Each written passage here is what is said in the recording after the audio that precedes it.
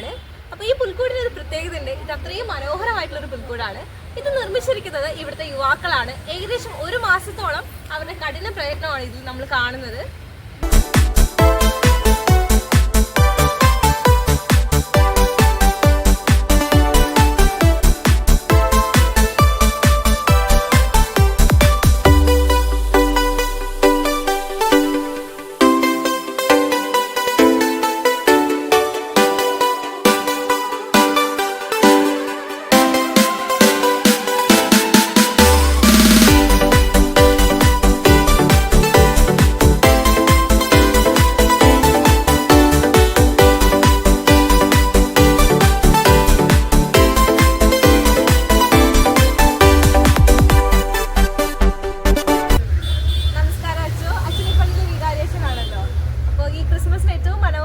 നമ്മുടെ പുൽക്കൂടാണ്.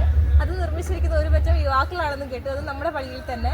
അപ്പൊ അച്ഛൻ എന്താണ് പറയാനുള്ളത്? വളരെ നല്ലൊരു പുൽക്കൂടാണ്. ഇപ്പം അതും അപൂർവമായിട്ടൊരു അങ്ങനെ കാണാത്ത ഒന്നാണ്. രൂപങ്ങളൊക്കെ ആണെങ്കിൽ വ്യത്യാസമുണ്ട് കാണുന്നത്. സാധാ പുൽക്കൂട്ടിൽ നിന്ന് മാറി ഒരുപാട് വ്യത്യാസങ്ങളുണ്ട്. അപ്പൊ അച്ഛൻ എന്താണ് പറയാനുള്ളത്? എനിക്ക് തോന്നുന്നു കഴിഞ്ഞ ഒരു 1.5 മാസമായിട്ട് നമ്മുടെ ഈ പള്ളിയിലെ യുവാക്കന്മാരെല്ലാവരോടും ഒരുമിച്ച് കൂടിയിട്ട് ഈ ഒരു പുൽക്കൂടിന് വേണ്ടി കഷ്ടപ്പെടുകയാണ്. ഇത് ഇടവകയിലെ നമ്മുടെ ഇവിടുത്തെ ചെറുപ്പക്കാർ കുറേ പേര് നേരത്തെ തന്നെ എന്നോട് പറഞ്ഞു, ഈ പ്രാവശ്യത്തെ പുൽക്കൂട്ടിലെ എല്ലാ വസ്തുവകകളും ഈവൻ ഓരോ ക്യാരക്ടേഴ്സ് പോലും നമുക്ക് തന്നെ ഉണ്ടാക്കിയെടുക്കണം.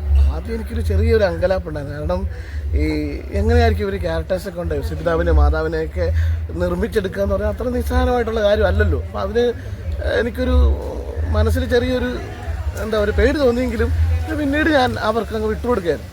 പിന്നെ ഞാൻ കണ്ടതൊരു വലിയ അത്ഭുതം പോലെയാണ്. എല്ലാവരും ഇവിടെയുള്ള എല്ലാ യുവതിയുവാക്കന്മാർ മാത്രമല്ല, നമ്മുടെ ഈ ലിറ്റിൽ ഫ്ലവർ പള്ളിയിലെ ചെറുപ്പക്കാരും വലിയവരൊക്കെ ഉൾപ്പെട്ടുകൊണ്ട് കുറേ അധികം ആൾക്കാരുടെ നല്ലൊരു കഷ്ടപ്പാട്, അതിന് കുറേ നല്ല കഴിവുകൾ ഒരുപാട് കുട്ടികൾ ഇവിടെ ഉണ്ട്.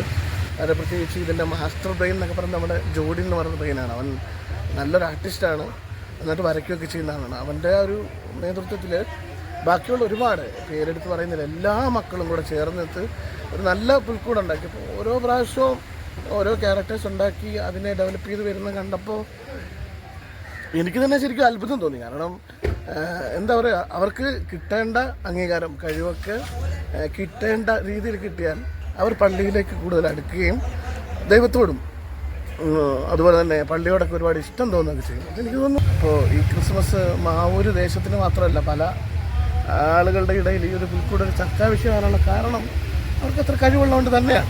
അപ്പം അന്നത്തെ യുവതലമുറ ലഹരിയുടെയും മദ്യത്തിൻ്റെയും മയക്കുമരുന്നിൻ്റെയൊക്കെ അടിമകളാണെന്ന് നമ്മളിങ്ങനെ ചാപ്പ കുത്തി അവരെ സ്ഥാപിച്ചെടുക്കുന്നതിനപ്പുറം അവർക്ക് നമ്മളാണ് അവരുടെ ടേസ്റ്റ് മനസ്സിലാക്കി അവരുടെ ദൈവം അവർക്ക് ലഹരിയായി മാറേണ്ടത്. അത് ഈശ്വര വിശ്വാസവും നന്മ ചെയ്യാനായിട്ടൊക്കെ ഉള്ള ലഹരി അവരുടെ ഉള്ളിലേക്ക് നമ്മൾ കൊളുത്തി കൊടുക്കുമ്പോൾ അവരെവിടെയായിരിക്കുന്നു ആ മേഖലയിൽ നിന്നും അവർക്ക് കൂടുതൽ അംഗീകാരം കിട്ടുന്ന, സ്നേഹം കിട്ടുന്ന, മറ്റുള്ളവരെ അപ്രീഷിയേറ്റ് ചെയ്യുന്ന ആ ദൈവമാകുന്ന, സ്നേഹമാകുന്ന പുൽക്കൂട് പോലെ തന്നെ എല്ലാവരെയും ഒരുപോലെ അംഗീകരിക്കുന്ന ആ ഒരു ലഹരിയിലേക്ക് അവർ വരുമ്പോൾ അവരുടെ മറ്റു വേഷകളൊക്കെ അവർ മറന്നു പോവുകയും ഏറ്റവും നല്ല തലമുറയായിട്ട് മാറുകയും മദ്യത്തിനും മയക്കുമരുന്നിനൊക്കെ എതിരെ പോരാടുന്നവരായി നല്ല രീതിയിൽ ജീവിതം നയിക്കുന്നവരായിട്ട് അവരുടെ ജീവിതം അവർക്ക് തന്നെ മാറ്റാൻ സാധിക്കും. കാരണം ഈ ദിവസങ്ങളിലൊക്കെ ആയിട്ട് അവരിങ്ങനെ ദേവാലയത്തോട് ദൈവികമായിട്ടുള്ള കാര്യങ്ങളോട് മാത്രം ചേർന്നിരിക്കുന്ന 2 മാസങ്ങൾ രാത്രിയും പകലും അവരുടെ ജീവിതത്തിൽ ഒരുപാട് മാറ്റങ്ങൾ വരുത്തിയിട്ടുണ്ടെന്ന കാര്യം ഉറപ്പാണ്.